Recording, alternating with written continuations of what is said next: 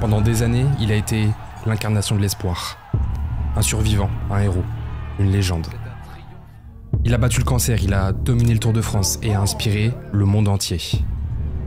Dans la lumière, il a brillé comme nul autre. Mais dans l'ombre, une autre histoire se jouait.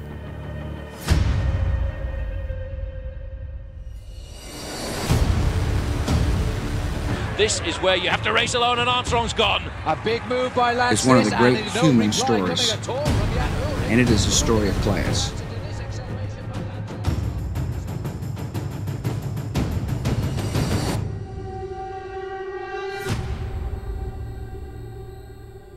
Yes or no? Did you ever take banned substances to enhance your cycling performance?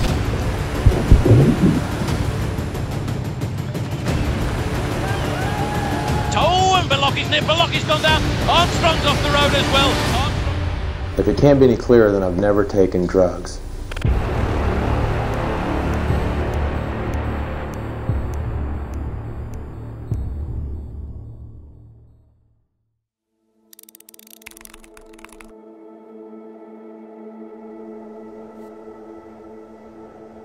Trois ans. C'est l'âge qu'a Lance Gundersen lorsqu'il est abandonné par son père Eddie, qu'il ne reverra jamais de sa vie. Sa mère Linda, 20 ans à ce moment, l'élève alors seule pendant une courte période jusqu'à ce qu'elle rencontre cette même année Terry Armstrong, qui adoptera Lance et lui donnera le nom qu'on connaît tous, hérité de ce mariage et qui marquera l'histoire pour toujours. Lance est élevé sévèrement, brutalement même d'après ses mots. Plus qu'à la dure, son beau-père le bat pour un simple tiroir laissé ouvert. Ses relations avec lui sont donc mauvaises, et c'est le sport qui lui permet très tôt de s'éloigner de Terry, qui finit par se séparer de sa mère alors qu'il n'a que 15 ans. Comme tout gamin américain, il commence par essayer le football, le baseball, mais ces sports ne lui plaisent pas, il n'est pas assez coordonné. Sa mère lui conseille alors la natation, qui commence à 12 ans sans savoir nager. Il débute avec des gamins de 6 ans, il décrit ça comme quelque chose dont il avait honte, mais il s'accroche et progresse très rapidement. Il devient même meilleur que les autres. À côté de ça, Lance aime le vélo, aime la vitesse. C'est donc naturellement qu'il devient d'abord un très jeune champion de triathlon. Il décroche des titres et gagne même jusqu'à 20 000 $ par an alors qu'il n'est encore qu'un jeune adolescent. Ça n'est qu'un gamin, mais il concourt avec les meilleurs triathlètes du monde, montrant une personnalité bien spécifique aux grands champions. Il veut être le meilleur dans tout ce qu'il entreprend, alors même jusqu'à falsifier son acte de naissance pour se donner quelques années de plus et avoir l'âge légal minimum pour participer à certaines courses. Il obtient également quelques titres lors de courses cyclistes locales, et à l'âge de 17 ans, une proposition va changer sa vie. Il est convié à intégrer un camp d'entraînement de 6 semaines avec l'équipe nationale junior de cyclisme. Il accepte et quitte son établissement scolaire sans diplôme pour commencer à écrire son histoire. Lance devient très rapidement un grand espoir du cyclisme américain et remporte notamment en 91 le titre de champion des États-Unis.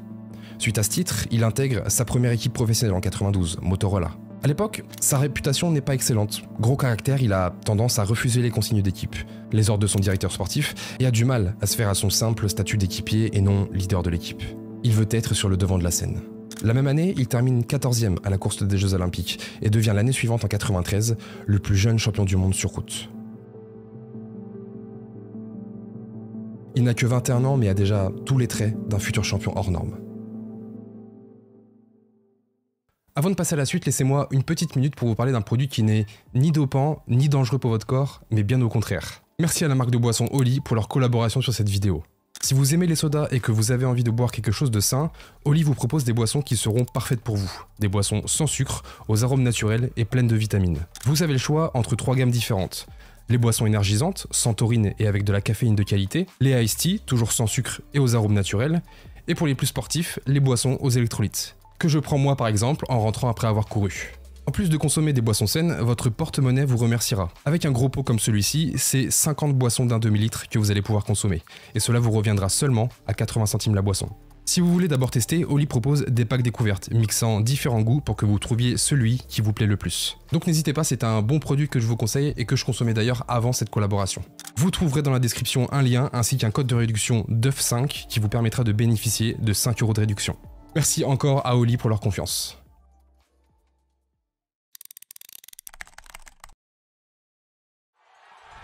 Le Tour de France. C'est la course cycliste la plus emblématique et prestigieuse au monde.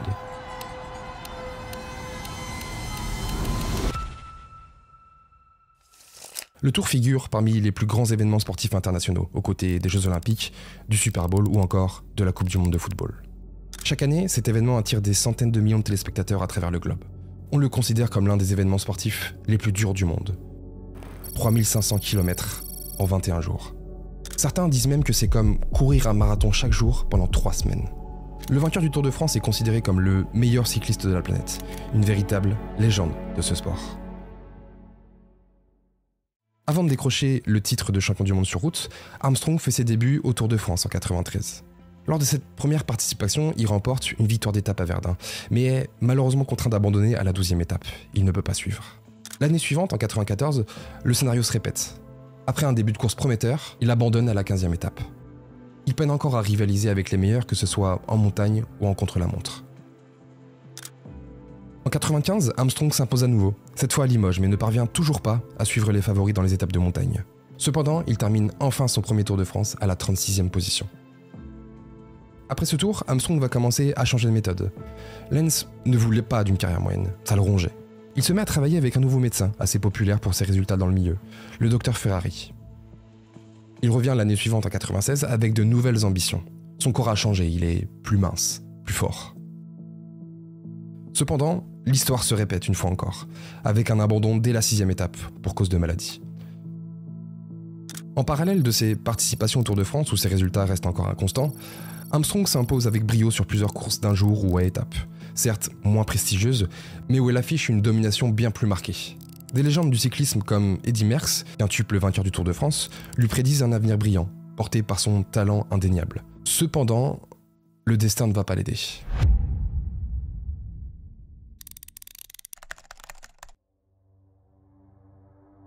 Voilà plusieurs mois que l'ancien champion du monde traîne une fatigue chronique et une douleur tracassante à un testicule, qui est d'ailleurs probablement la véritable raison de son abandon à son dernier Tour de France. Il n'est pas spécialement inquiété outre mesure, jusqu'au jour où il se met à cracher du sang. 3 mois après cet abandon lors de son dernier Tour de France, la vie de Lance Armstrong bascule. On Wednesday, October 2nd, I was diagnosed with testicular cancer. Le cancer, diagnostiqué tardivement, est déjà à un stade avancé, ayant commencé à se propager vers l'abdomen, les poumons et le cerveau. On parle ici d'un cancer de stade 4, le plus avancé. 15 ans auparavant, on mourait d'un cancer de stade 4. Realistically, what are his chances? With what Lance had, almost none. We told Lance initially 20 to 50% chance, mainly to give him hope. But with the kind of cancer he had, with the lung x-rays, the blood tests, almost no hope. Mais le Texan, avec l'accord de ses médecins, opte pour une chimiothérapie extrêmement agressive. Il subit également l'ablation d'un testicule et une intervention chirurgicale au cerveau.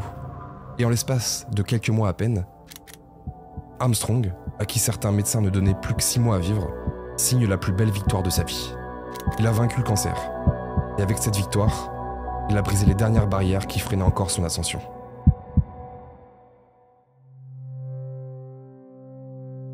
Miraculeusement, il reprend l'entraînement durant l'été 97 et parallèlement va créer sa propre fondation, Lance Armstrong Foundation. Une fondation ayant pour but d'inspirer et de rendre plus forts les malades souffrant d'un cancer et qui pratique des campagnes de levée de fonds pour financer de l'aide pour les malades et la recherche dans la lutte contre le cancer.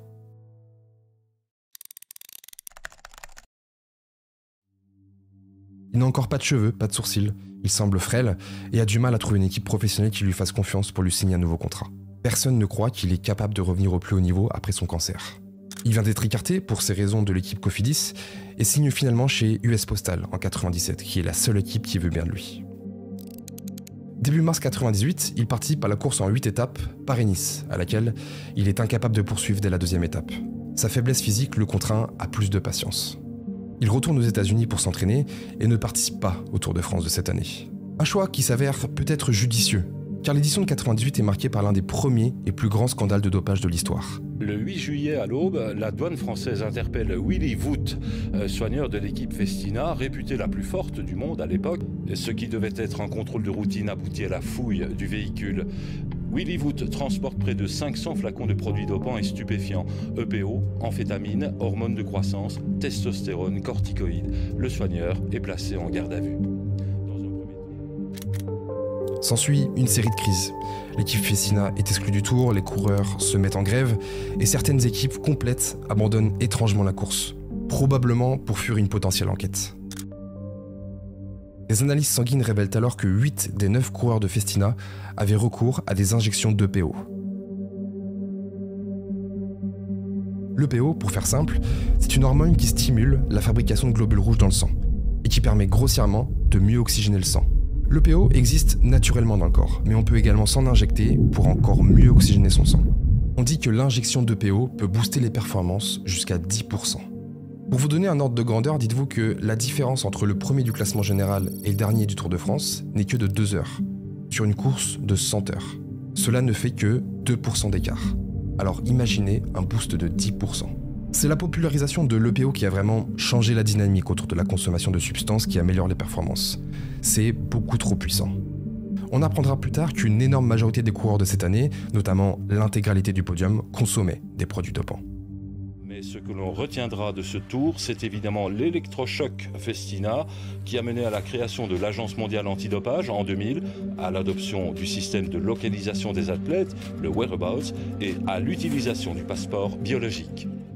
En tout cas à l'époque, Armstrong n'est pas encore là, et son équipe l'US Postal reste dans l'ombre durant ce tour.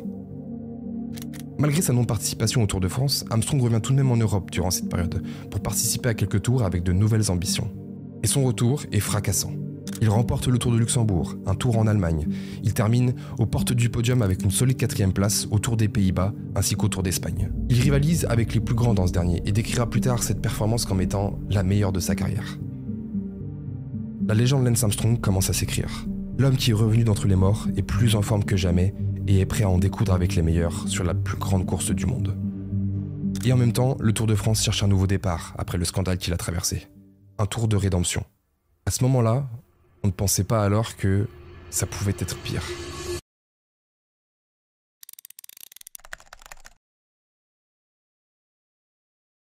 Le Tour de France 99 approche et au vu des récentes performances impressionnantes de Lance, une équipe est bâtie autour de lui. But the man doing great times out on the course, Phil, is Lance Armstrong. Wearing 181, he's got the fastest time at half distance. This could be, there's only 2 men behind him now. Armstrong is the leader and will have to wait. 8:2.5, that is astonishing. Les résultats ne tardent pas à arriver. Lors du prologue, Armstrong s'impose et s'empare du maillot jaune dès le premier jour. Ce n'est que le début d'une véritable démonstration de force de l'Américain. Well, look at that. Armstrong has gone. He must have read our caption. 32 seconds to the 2 leaders, and he must have realised that is enough. He's now gone. Now, can they answer this one, Paul? Because the dominant lors des étapes de montagne, brillant dans les contre-la-montre, il ne laisse presque aucune chance à ses adversaires. Le monde est sous le choc. Après sa victoire contre le cancer, alors que personne ne croyait plus en lui, Armstrong revient sur le Tour de France et établit un nouveau record de vitesse, réalisant ainsi le tour le plus rapide de l'histoire. Cette performance exceptionnelle provoque des suspicions. Comment un homme ayant été aussi malade peut-il remporter la course la plus exigeante au monde tout en battant des records de vitesse ? 15 jours après le début du tour, Armstrong est contrôlé positif aux corticoïdes, un produit dopant pouvant améliorer les capacités physiques. Et à ce moment, l'usage de corticoïdes est interdit, excepté en usage externe, donc sous forme de crème. Justification très simple d'Armstrong, la crème qu'il utilise pour soigner ses irritations en contient, sans qu'il ne l'ait remarqué. Expliquant que vous avez utilisé une pommade afin de traiter une dermatite allergique. Donc l'explication de cette information-là, en fait, c'est ça. C'est que vous avez utilisé une pommade, c'est ça, Lance ? C'est ça. Vous avez cet article qui provoque toute cette polémique. C'est mauvais non seulement pour moi, mais aussi pour le Tour de France, le cyclisme. Alors qu'il ne s'agit pas de dopage, mais d'une simple crème pour la peau. L'incident est rapidement clos, et en même temps, on ne veut pas faire trop d'histoire à ce moment. Le Tour de France sort à peine de l'histoire Festina, un survivant du cancer gagne le Tour, tout le monde veut que l'histoire soit belle. Parce que le public adore Lance Armstrong, ils adorent son histoire, une histoire de super-héros. Une enfance difficile, la bataille contre le cancer, puis son retour triomphal pour remporter le Tour de France. Déjà, il est presque une légende, il a dépassé les frontières du sport.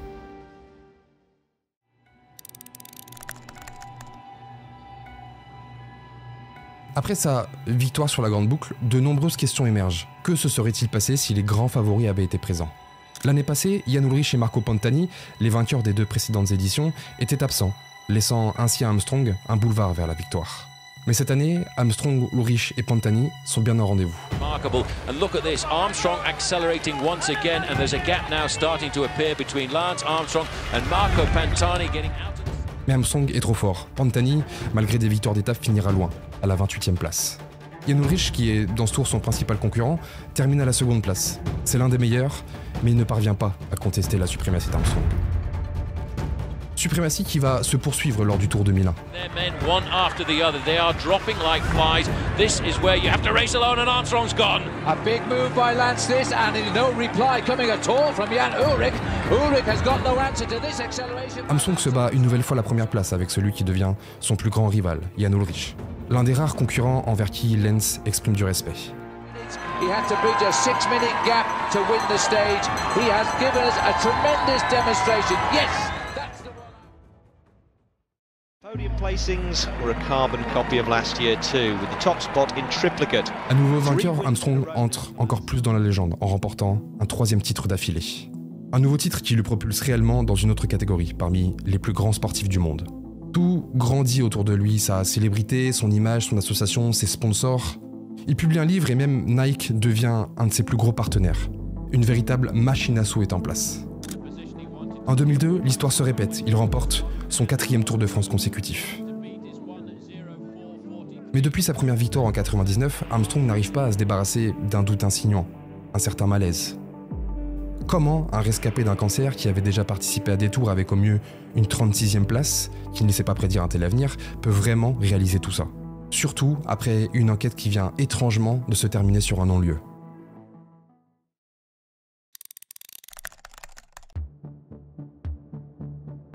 Le Tour de France et le cyclisme plus généralement a un passé qu'on pourrait dire tourmenté. Car on peut reconnaître qu'il y a eu, au moins dans le passé, une énorme culture du dopage dans ce sport. Ce sport si dur que l'on appelait ceux qu'il pratiquaient les forçats de la route, pédalant parfois jusqu'à la nuit sur des routes bien moins praticables qu'aujourd'hui, endurant les pires supplices la plupart du temps, en échange de quelques sous seulement. Ils soulageaient alors leur douleur en piochant dans la boîte à pharmacie des produits plus ou moins éthiques. Éthiques qui étaient, dès le début, à géométrie variable. Salez la soupe. Un coureur qui marche pas trop d'habitude, du jour au lendemain, il se met avec la boussée, on dit tiens, il a dû saler la soupe celui-là. C'est difficile à parler de ça à la télévision, mais enfin, c'est quand on met la dose dans le petit bidon. La lutte antidopage débute dans les années 60 et est très mal vue par les cyclistes qui se montrent hostiles à cette privation de liberté de consommer des produits qu'ils jugent utiles au vu de leurs efforts. Malgré ça, et le début des contrôles, le dopage continue et s'accélère même dans les années 70 et 80. L'utilisation d'anabolisants et de corticoïdes se généralise. C'est le début de l'omerta. Tout le monde sait, mais personne ne dit rien. Car si vous voulez vous aussi, en tant que cycliste, avoir votre chance, vous devez faire comme les autres, même si, à ce moment, vous pouviez encore rivaliser en roulant à l'eau claire, comme on dit. Mais dans les années 90, on assiste à un tournant. Les vitesses moyennes deviennent délirantes. Car un nouveau produit va complètement révolutionner le dopage, un produit indétectable. Celui dont je vous ai parlé un peu plus tôt, le PO. Le seul moyen de coincer les consommateurs de PO, c'est de les prendre en flagrant délit, comme lors du scandale Festina. Et évidemment, Armstrong et son équipe US Postal vont être surveillés. Chaque geste, chaque déplacement de lui ou d'un membre de son équipe. Le 18 juillet 2000, au matin, en plein Tour de France, des journalistes surveillent Lance et son équipe, et quelque chose d'assez étrange va se produire. Le médecin et le chiropracteur de l'équipe s'installent dans une voiture, mais ne partent pas au départ de l'étape du jour. Une voiture de journalistes les suivent pendant près d'une demi-heure, jusqu'à une aire de repos, où les deux individus se débarrassent bizarrement de 5 sacs poubelles. Pourquoi faire 1h30 de route pour se débarrasser de 5 sacs poubelles? Les deux hommes quittent l'aire de repos et les journalistes ouvrent les sacs poubelles laissés sur place. À l'intérieur, pas moins de 160 emballages de seringues, des compresses tachées de sang, du matériel de perfusion, ainsi que des boîtes de médicaments vides. Toutefois, aucune contenant de l'EPO. 10 produits sur les 11 trouvés ne seraient que des produits de récupération, rien d'illégal. Mais le 11e leur est totalement inconnu. De l'actovégin. Les journalistes contactent plusieurs médecins, mais aucun d'entre eux n'est vraiment capable de dire ce qu'est l'actovégin. Ce produit est en réalité de l'extrait de sang de veau, injectable dans le sang humain. Au début, on considère que ce produit permet d'améliorer la circulation sanguine, et donc le transport d'oxygène. Finalement, après plusieurs avis de médecins, on va se rendre compte que ce produit seul ne sert pas à grand chose. En tout cas que nous sommes très loin d'être sur un produit dopant. Mais par contre, que c'est un excellent complément à l'EPO. L'injection de PO diminue la viscosité du sang, et pour éviter de créer des caillots, il faut prendre de l'aspirine ou de l'actovégin, qui améliore la circulation sanguine. Le 18 octobre 2000, une lettre anonyme arrive sur le bureau du procureur de la République de Paris, révélant que des journalistes de France 3 disposent d'éléments démontrant l'existence de dopage au sein de l'équipe US Postal. Une enquête est alors ouverte. Les membres de l'équipe dont Armstrong sont convoqués pour être écoutés, mais étrangement, ceux-ci arrivent à passer à travers ces convocations et ne se présentent pas. Pourtant, une fois que l'affaire éclate médiatiquement, Armstrong US Postal affirme par exemple dans l'équipe en 2001 « Je suis accessible à tout le monde, à la justice. Je peux donner tout ce qu'elle veut, mon sang, mon urine, mes cheveux et je ne sais quoi d'autre. » De la pure communication, car en réalité, il n'a rien voulu donner de tout ça, et il va même se justifier plus tard en disant qu'il ne connaît pas l'activo je ne sais quoi. Qui jettent leurs produits et seringues qu'ils utilisent pour des produits légaux, loin des regards et des journalistes, pour éviter que des fouineurs scrutent leurs poubelles à l'hôtel à la recherche de preuves inexistantes. Cette enquête va durer 2 ans, je vous épargne beaucoup de détails, mais il y en a un qui reste essentiel. Des contrôles sont effectués sur l'urine d'Armstrong, conservée de 1999, sur 13 échantillons, comme il était énormément contrôlé. Et rien n'est trouvé, des urines clean, ultra clean même. À tel point qu'une idée folle germe dans l'esprit des médecins. Armstrong pourrait-il falsifier ses urines? Quoi qu'il en soit, personne ne parviendra à apporter de preuves solides de dopage au sein de l'équipe US Postal. Et sans réelle preuve, l'enquête se clôture sur un non-lieu.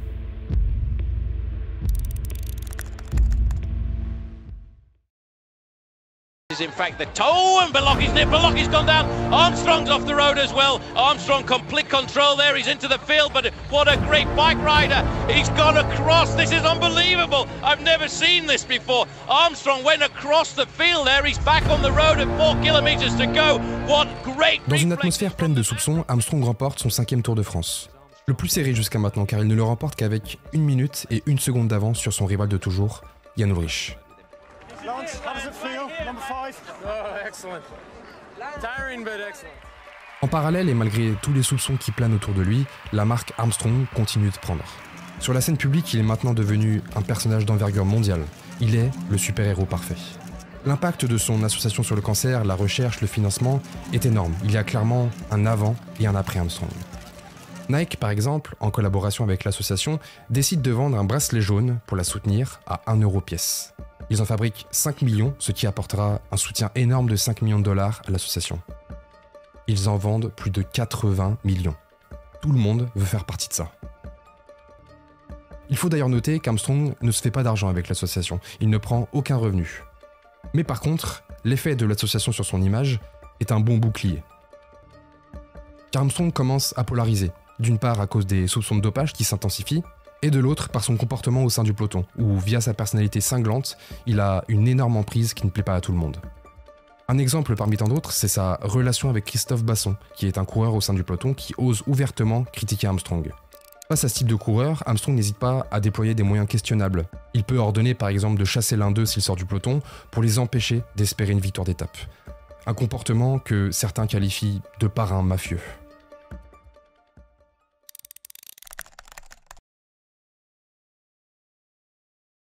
Le 15 juin 2004, juste avant le tour, une bombe éclate. 2 journalistes sportifs, Pierre Ballester et David Walsh, publient le livre L.A. Confidentiel, les secrets de Lance Armstrong. Par où commencer? Le livre dévoile le soi-disant système de dopage complexe mis en place par Armstrong pour dominer le monde du cyclisme. Les auteurs s'appuient sur des témoignages de proches, comme celui d'Emma O'Reilly, une ancienne soigneuse de l'équipe qui raconte comment Armstrong dissimulait les marques d'injection avec du maquillage et qui transportait des substances dopantes en secret. Dans ce livre, Armstrong y est décrit comme un leader impitoyable, utilisant des menaces de poursuite pour intimider quiconque le soupçonnait et manipulant coéquipiers, médecins et instances officielles. Le livre aborde également sa relation avec le Dr Ferrari, qu'il a toujours essayé de cacher. La raison, le Dr Ferrari est un médecin connu dans le milieu, mais très décrié. Décrié pour des histoires de dopage à l'EPO lorsqu'il était médecin d'une équipe cycliste au début des années 90. On apprend notamment qu'il aurait conçu des protocoles de dopage pour Armstrong, comme l'utilisation de microdoses d'EPO, pour que le taux de globules rouges dans le sang, qu'on appelle l'hématocrite, ne soit pas trop élevé, et donc pour éviter les contrôles positifs. Pour un homme, un taux d'hématocrite normal est de 40 à 50%. Avant les années 2000, aucun test n'existe pour détecter les injections d'EPO. L'Union du cyclisme international fixe alors un seuil d'hématocrite maximal à ne pas dépasser de 50%. Ce qui justifierait pourquoi Armstrong ne s'injecte que des microdoses d'EPO, pour ne pas dépasser un taux d'hématocrite de 50%. Autre manière d'éviter les contrôles positifs, les transfusions sanguines. En amont, Armstrong et les membres de son équipe auraient eu recours à des prélèvements sanguins qu'ils conservaient soigneusement pour se le réinjecter durant les courses, afin d'avoir du sang optimal, avec une qualité et une quantité de globules rouges plus élevées. Le sang peut être encore de meilleure qualité s'il est prélevé en altitude. Comme il y a moins d'oxygène, le corps s'adapte avec une production accrue de globules rouges. Le livre laisse entendre que l'UCI et d'autres organismes pouvaient être complaisants envers Armstrong en raison de sa popularité et de l'impact économique de ses victoires sur le Tour. Encore cette fameuse omerta. Tout le monde sait, mais personne ne dit rien, car c'est dans l'intérêt de tout le monde. En tout cas, comme je vous l'ai dit, le livre fait l'effet d'une bombe, mais divise l'opinion publique. Toutes ces accusations précises, étayées par des témoignages directs, rendent le livre difficile à ignorer. Une scène clé de ce livre, abordée dès l'introduction, remonte à la fin du mois d'octobre 1996, alors que Lance était en pleine bataille contre son cancer à l'hôpital. En présence de ses proches, un médecin lui aurait demandé s'il a eu recours à des produits améliorant les performances. Aucun des témoins de cette scène n'a souhaité s'exprimer sur le sujet. Toutefois, Armstrong et ses avocats réagissent rapidement pour discréditer les auteurs, qualifiant l'ouvrage de ramassis de mensonges. I think extraordinary accusations must be followed up with extraordinary proof. And they have not come up with extraordinary proof. Cette absence de preuves directes et tangibles permet à Armstrong de clamer son innocence. Car un mois après la sortie du livre, le Tour de France commence, avec Armstrong sur la ligne de départ. Et rien ne change, car il remporte son 6e Tour de France.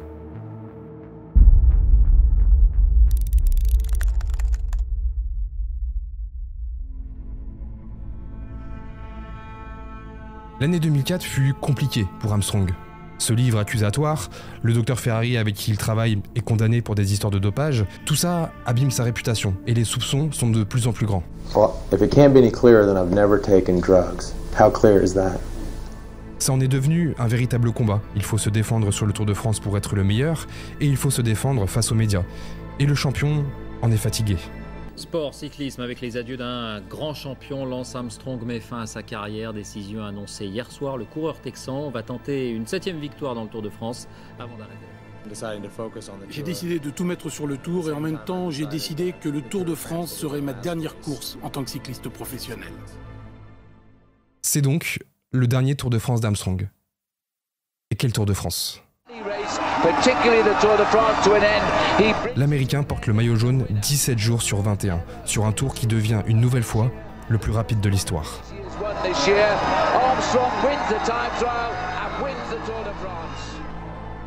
Then it was onto the podium for the last time in his career. You'll never see Paris from this vantage point again. Paris will never see anything like him. For the first time in Tour history. And finally, the last thing I'll say for the people that don't believe in cycling, the cynics and the skeptics, I'm sorry for you. I'm sorry you can't dream big, and I'm sorry you don't believe in miracles. And I'm a fan of the Tour de France for as long as I live, and there are no secrets. This is a hard sporting event, and hard work wins it. So, vive le Tour, forever. Thank you. Les avis sont partagés quant à la fin de carrière d'Armstrong. Les gens sont tristes, mais excités de voir ce que va donner le Tour sans lui. Il y a également une sorte de soulagement qu'on puisse passer à autre chose. Un soulagement qui va être de courte durée. Le 23 août 2005, un mois après la fin du Tour de France, Armstrong est encore une fois cité dans un nouveau scandale. Ce matin, coup de tonnerre, l'équipe révèle que l'Américain se serait dopé lors de sa première victoire en 1999. Le quotidien sportif s'est procuré les numéros des prélèvements d'Armstrong et affirme, documents à l'appui, qu'ils correspondent pour 6 d'entre eux à des échantillons d'urine contenant de l'EPO. Armstrong réagit très rapidement et sereinement. Des échantillons vieux de 6 ans, comment pouvons-nous être sûrs qu'ils étaient bien conservés ? Il attaque même le journal en diffamation, car encore une fois, pour Armstrong, rien à signaler. Il faut se rendre compte, une fois de plus, de la galaxie qu'est Armstrong à l'époque. De son pouvoir, de son influence, pour qu'en quelques coups de communication, il puisse complètement éteindre et mettre à néant ce genre d'accusation.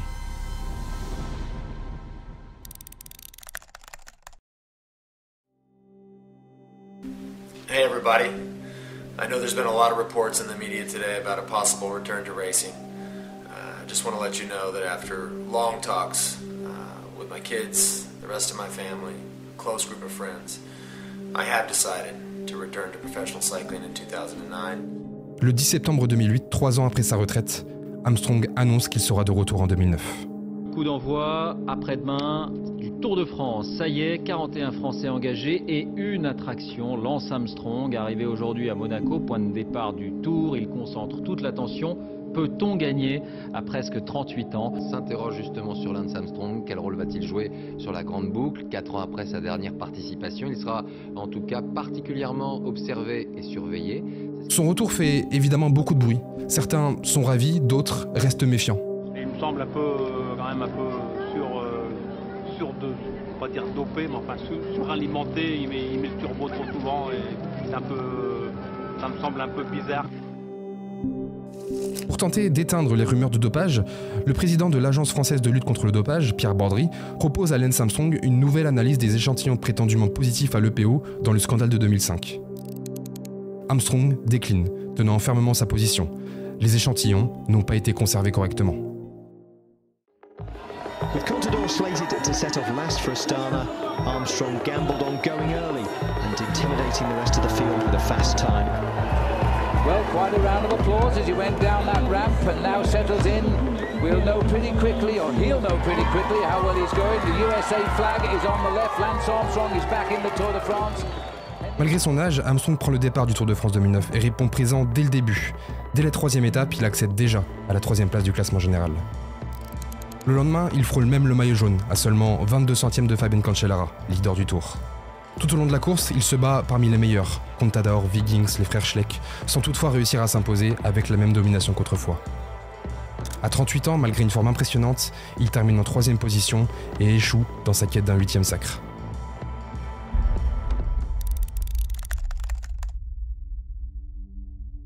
L'année suivante, en 2010, il intègre une nouvelle structure, Radio Shack, et un ancien équipier d'Armstrong souhaite également le rejoindre dans cette nouvelle aventure. Floyd Landis est un ancien coéquipier d'Armstrong au sein de l'équipe US Postal de 2002 à 2004. C'est notamment son successeur, celui qui remporte le Tour de France juste après lui, en 2006. Mais son succès à l'époque est de courte durée. Coup de tonnerre sur le Tour de France qui vient de s'achever. Le vainqueur, l'Américain Floyd Landis, a fait l'objet d'un contrôle antidopage positif à l'issue de la 17e étape à Morzine. Quelques jours après sa victoire, scandale, il est contrôlé positif à la testostérone. Malgré sa défense, il fut condamné à 2 ans de suspension. Et en 2010, alors qu'il souhaitait faire son retour dans la même équipe qu'Armstrong, celui-ci fait tout pour lui barrer l'accès. Pas de dopé condamné à mes côtés. Sans le savoir, il vient peut-être de faire sa plus grosse erreur. Personne ne veut de Landis. Sa carrière est terminée. Et il décide que s'il tombe, ce ne sera pas seul. Il envoie un mail au directeur de la Fédération américaine de cyclisme dans lequel il accuse Armstrong et l'équipe US Postal d'avoir instauré un programme de dopage de grande envergure, qu'il est à la base de tout et que c'est lui qui l'a initié aux produits dopants. Il explique en détail comment les membres de l'équipe se dopaient, comment ils se fournissaient en EPO et comment Armstrong aurait personnellement organisé et financé ce système, incitant ses coéquipiers à se doper pour garantir des victoires. You're saying Lance Armstrong is a liar? Yes, I suppose if that's the question, yes. Les accusations de Landis font du bruit dans les médias, et la Food and Drug Administration ouvre alors une enquête fédérale. He has nothing. He's got no proof. It's his word versus ours. We like our word. We like where we stand. We like our credibility. Malgré tout ça, l'histoire d'Armstrong dans le cyclisme n'est pas encore terminée. Il se lance dans le Tour de France 2010, quelques mois plus tard avec une annonce claire. Cette fois, ce sera la dernière. Sa dernière chance de briller sur la grande boucle. Look at the face of Lance Armstrong. He's in this for a serious race. Hits the line, drops into third. Armstrong commence bien, se plaçant à la 4e place lors du prologue, mais les complications arrivent vite. Les premiers sont passés depuis 10 minutes déjà, et voici seulement Lance Armstrong, comme on l'a rarement vu. Dépité, irrémédiablement lâché. Armstrong, pied à terre. L'Américain a chuté 3 fois cet après-midi. Il termine 61e de l'étape, à près de 12 minutes du vainqueur. Avec un tel retard, le rêve de victoire finale s'éloigne presque irrémédiablement. Sur le reste de la course, il peine à suivre les meilleurs, souvent décrochés dans les étapes décisives. Armstrong termine son dernier Tour de France à la 23e place, à plus de 30 minutes du vainqueur, marquant ainsi la fin de son parcours sur la légendaire épreuve. Parallèlement, l'enquête fédérale prend une tournure plus grave, car Floyd Landis livre des détails troublants, précis, qui semblent corroborer certaines suspicions. Cette fois-ci, on se demande comment Armstrong pourrait une nouvelle fois passer en travers les mailles du filet. Mais le temps passe et l'enquête est abandonnée en février 2012, sans explication claire. Une fois de plus, Armstrong est intouchable. Armstrong s'en sort. Mais pour combien de temps ?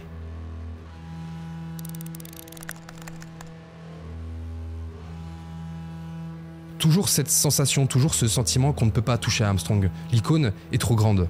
On en vient même à se demander si ce ne sont pas des relations haut placées au gouvernement qui lui permettent de ne pas avoir à répondre à toutes les accusations dont il fait face. Comme s'il y avait un complot autour d'Armstrong. Sauf que l'enquête fédérale est abandonnée, mais reprise par l'USADA, l'agence américaine antidopage.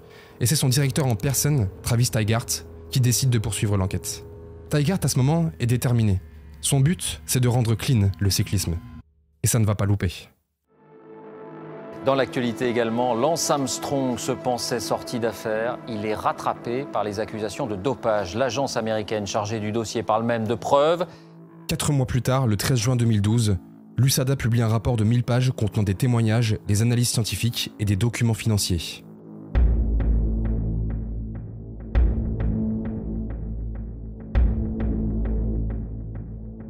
Parmi ces témoignages sous serment, on retrouve 26 personnes, dont 11 anciens coéquipiers d'Armstrong. Certains d'entre eux ont présenté des preuves qu'Armstrong leur a fournies, les a incités à utiliser et leur a administré des substances interdites. L'USADA émet une accusation formelle contre Armstrong, l'accusant d'avoir orchestré le programme de dopage le plus sophistiqué, professionnel et réussi que le sport ait jamais vu. En octobre 2012, l'Union cycliste internationale, jusqu'ici protectrice envers Armstrong, confirme ces mêmes conclusions. Le verdict est sans appel. C'est un jour décisif pour le cyclisme. L'UCI décide de bannir Lance Armstrong et le prive de ses 7 titres dans le Tour de France. Lance Armstrong n'a aucune place dans le cyclisme. Les conséquences financières sont tout aussi brutales. En quelques jours, Armstrong voit ses sponsors les plus prestigieux, Nike, Oakley, mettre fin à leur contrat. Ces ruptures de partenariat coûtent à Armstrong des dizaines de millions de dollars. Il n'est plus le vainqueur officiel d'aucun Tour de France. Il doit donc rembourser la moindre prime qu'il a pu toucher comme récompense. Sa fondation se voit elle aussi affectée. Il démissionne de son poste de directeur et se retire du conseil d'administration. En dépit de son refus de reconnaître la moindre accusation, la légende Armstrong s'effondre.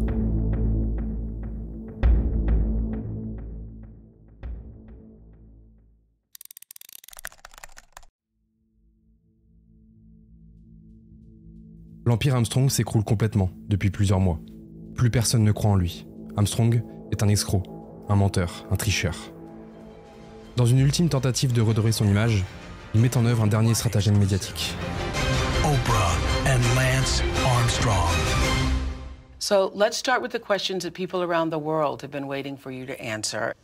Yes or no? Did you ever take banned substances to enhance your cycling performance? Yes. Yes or no? Was one of those banned substances EPO? Yes. Did you ever blood dope or use blood transfusions to enhance your cycling performance? Yes. Did you ever use any other banned substances like testosterone, cortisone, or human growth hormone? Yes. Yes or no? In all 7 of your Tour de France victories, did you ever take banned substances or blood dope? Yes. Ces aveux sont un coup de massue pour ses anciens fans. En quelques minutes, l'image d'Armstrong, le survivant du cancer devenu champion, est définitivement brisée. Il passe d'icône à paria, et pour beaucoup, il devient le symbole de l'hypocrisie et de la tricherie dans le sport de haut niveau.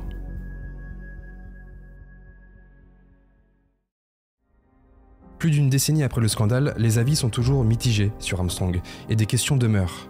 Aurait-il pu réaliser tout ça sans tricher ? Dans une époque où le dopage gangrénait le cyclisme, il était un peu l'arbre qui cachait la forêt. On pourrait imaginer que, sans cette tricherie généralisée, il aurait tout de même brillé. Car Armstrong, malgré tout, et il faut le souligner, était un homme doté d'un talent exceptionnel et d'un mental d'acier, un réel mental de gagnant. Il a dû faire face à un dilemme, avoir une carrière moyenne, dans l'ombre, car il ne pouvait pas rivaliser avec ceux qui se dopaient, ou faire comme eux et réussir comme il l'a fait. Dans sa jeunesse, il méprisait ceux qui trichaient, car ça l'empêchait de gagner. Pourtant, il a fini par céder à ce choix impossible, le sacrifice de son intégrité à celui de son avenir. Et c'est là que réside le paradoxe d'Armstrong, un homme capable du meilleur comme du pire. D'un côté, le bien immense qu'il a accompli pour les malades du cancer et la recherche, donnant espoir à des millions de personnes. De l'autre, l'ombre de ses actions sur le vélo. Un programme de dopage méticuleusement orchestré, des mensonges qui se sont accumulés jusqu'à en devenir un empire fragile, des menaces et des carrières brisées. Il n'a pas triché seulement pour survivre, il a écrasé tous ceux qui se dressaient sur son chemin. Il faut bien comprendre que tout va beaucoup plus loin qu'une simple histoire de dopage. Il regrette, dit-il, non pas d'avoir menti, mais d'avoir blessé des personnes, comme Emma O'Reilly, sa soigneuse par exemple, ou d'avoir détruit des vies dans sa quête insatiable de victoire. Car il était obligé de mentir, vous ne pouvez pas vous lancer dans tout ça sans mensonge. Et tout devient rapidement trop gros. Une fois que l'engrenage est lancé, vous ne pouvez plus l'arrêter. Mais la vérité finit toujours par rattraper même les hommes les plus rapides.